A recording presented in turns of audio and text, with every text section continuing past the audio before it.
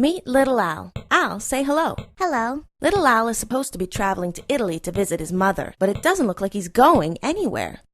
Maybe he doesn't realize his train has left the station already. Click the curtains to shed some light. Well, look at that. Al is traveling to Italy. Only now that he sees the landscape sailing past the window does he know he is moving relative to the ground. Try changing your perspective to see how Al is moving. From the ground's perspective, Al is moving and the ground is not. From Al's perspective, the ground is moving and he is not. From the sun's perspective, Al, the train, and the ground are all moving in orbit.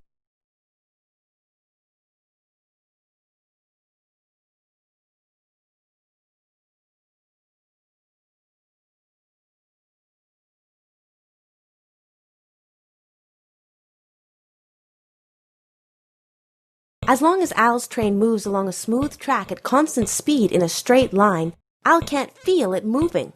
Even his ball is bouncing straight up and down. Bouncing my ball helps me think. Even when you feel like you're motionless, you are moving relative to something else. Right now, as you stay very still to watch this story, the Earth is flying through space, you along with it.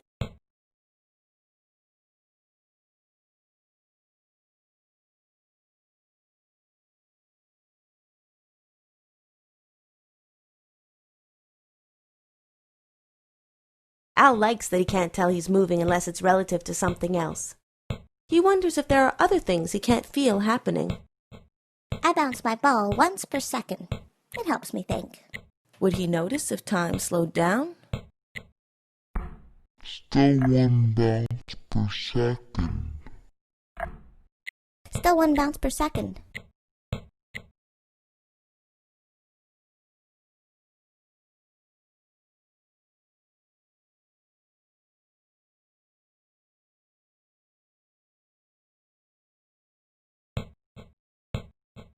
I like to pace for 5 steps. It helps me think.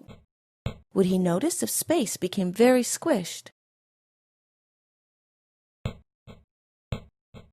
It's still 5 steps across.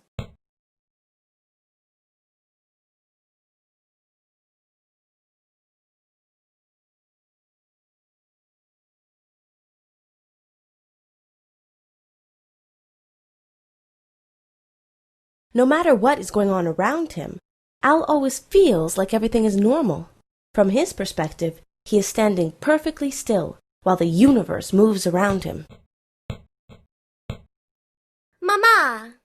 Al arrives in Italy and is met at the station by his mother.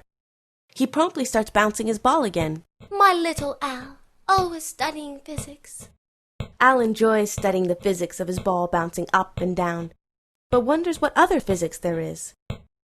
Al finds a law of physics that says light waves move through space at a speed called c, almost 300,000 kilometers per second. Al has an idea.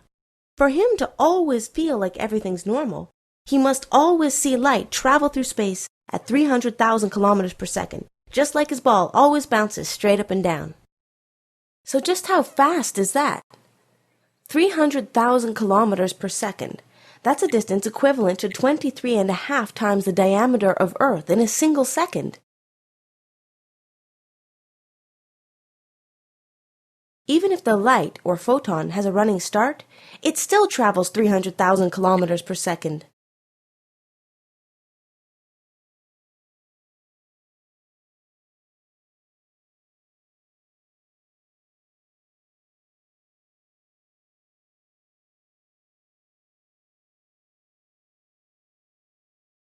Light's so reliable that Al imagines a perfect clock that uses a bouncing photon to count seconds.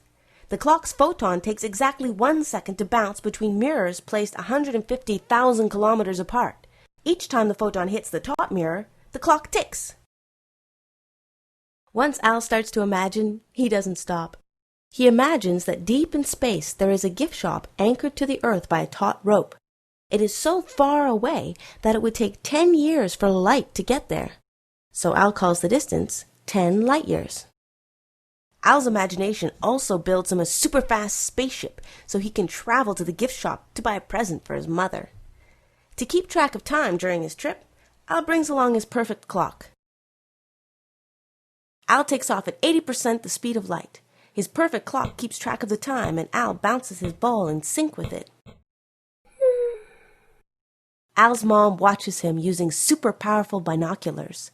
She notices that the photon in Al's clock travels more than 300,000 kilometers between ticks because the ship is moving as the photon bounces back and forth.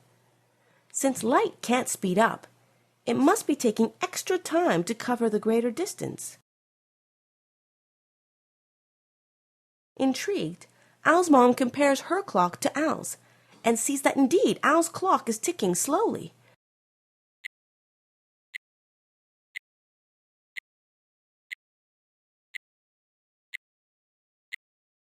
From Al's perspective, he feels like he's standing still, so the light bounces straight up and down just like his ball, 1 bounce per second. Al's mom zooms in to watch Al. She sees that not only is Al's clock ticking slowly, but Al is moving slowly as well, and thinking slowly. Al's time has slowed down compared to her own.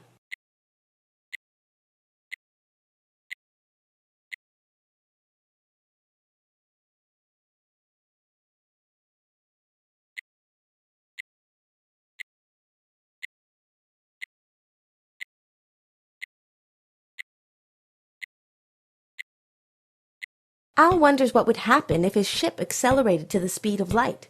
He imagines it happening and realizes that from his mom's perspective, the photon would be doing all it can just to keep up with his ship. So Al's clock would never tick, and his time would stop. Al takes this as a clue that you could never actually reach the speed of light. Al settles for 99.5% the speed of light and sets off following the rope that anchors the gift shop to the earth. The rope is the only indication that he's actually moving. Without it, all Al would have are the distant stars and the feeling of being perfectly still. Not very exciting space travel at all. Hold on, there's something up ahead. Maybe this'll spice things up. Al sees that a 3 million kilometer section of the rope is blue and patrolled by a space bobby whose job is to ticket anyone breaking the universal speed limit, the speed of light. The cop is just as bored as Al. He's never given out a speeding ticket yet. From Al's perspective, he is standing still and feeling kind of hungry, while the space cop is flying by at 99.5% the speed of light and eating a donut.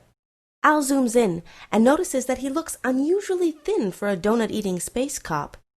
He gets an idea to measure the length of blue rope by timing how long it takes for it to pass him.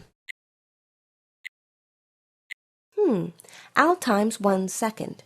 Since the space cop and blue rope are moving at about 300,000 kilometers per second, Al calculates the length of blue rope as 300,000 kilometers. Then why does the cop's sign say that it's 3 million kilometers? Curious?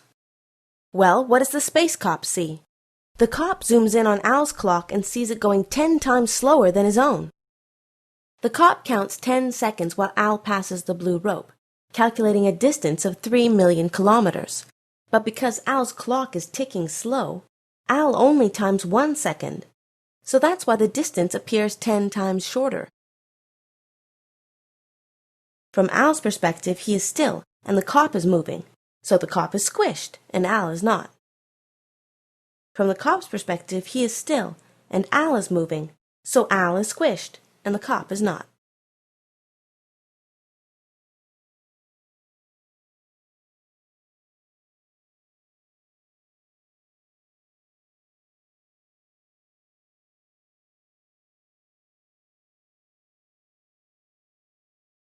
From Al's perspective, not only is the cop squished, but the earth, the rope, and the gift shop are all squished because they're all anchored together and moving at 99.5% the speed of light relative to him. This means that to Al, the distance from the earth to the gift shop is 10 times shorter. What a pleasant surprise. It's only going to take him 1 year to get there instead of 10. About a year later, Al reaches the gift shop and buys his mom a miniature model of his very own ship. He sets off for Earth again, traveling 99.5% the speed of light. With his ever-questioning mind, Al wonders what speed the mini-ship will travel towards Earth if he launches it at 99.5% the speed of light from his own ship, which is already traveling 99.5% the speed of light. From Al's perspective, the mini-ship flies away at 99.5% the speed of light, so in 1 second it is almost 300,000 kilometers away. But from the perspective of the space cop, Al's 300,000 kilometer ruler is squished, and Al's clock is slow. So what Al measured as almost 300,000 kilometers in 1 second is, from the cop's perspective, a lot less than 300,000 kilometers in much more time than 1 second. The result is, while the mini-ship's total speed is closer to the speed of light, it doesn't quite reach it. As he travels, Al muses. It takes hard work to get his ship moving, and as Al noticed with his mini rocket experiment, the closer he travels to the speed of light, the harder it is to gain speed relative to the cop. That's why it's impossible to reach the speed of light, and extremely difficult to even get close. Light can travel at the speed of light because it has no mass. Things without mass can not only reach the speed of light, they can never go at any other speed.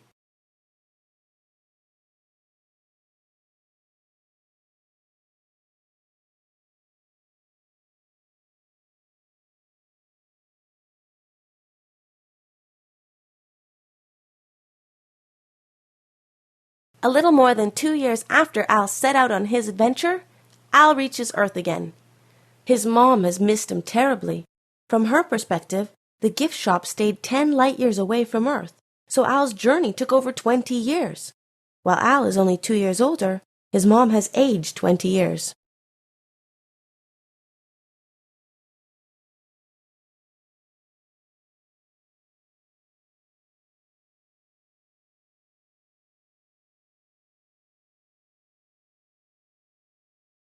Al decides that his theory of relativity is very real. When you move relative to someone else, your space and time change relative to them. But as sure as Al's ball will always bounce straight up and down, the speed of light will always be the same.